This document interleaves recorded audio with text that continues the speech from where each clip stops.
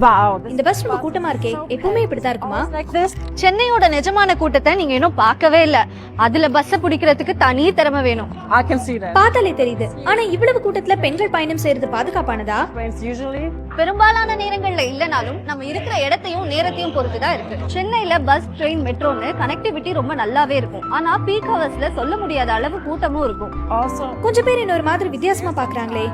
ஆமா, நீங்க வெளிநாட்டுல இருந்து வந்திருக்கிறதால உங்களை அப்படி பாக்குறாங்க. அது உங்களுக்கு சங்கடத்தை தரலாம். ஆனா அவங்க தப்பா பாக்கல, ஒரு ஆர்வத்துல தான் பாக்குறாங்க.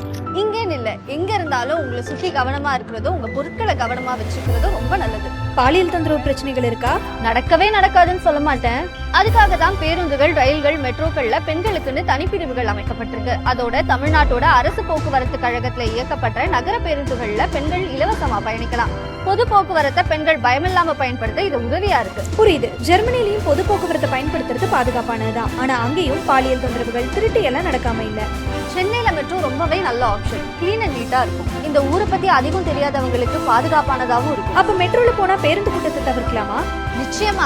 சென்னையோட பீக் கூட்டம் வேண்டாம்னா மெட்ரோ ஒரு நல்ல ஆப்ஷன். ஆனா இந்தியாவோட பல பகுதிகளை ஒப்பிடும்போது சென்னை பாதுகாப்பானதுதான். உங்க நாட்டுல பொது போக்குவரத்து பயணம் எப்படி இருக்கும்? Let us know.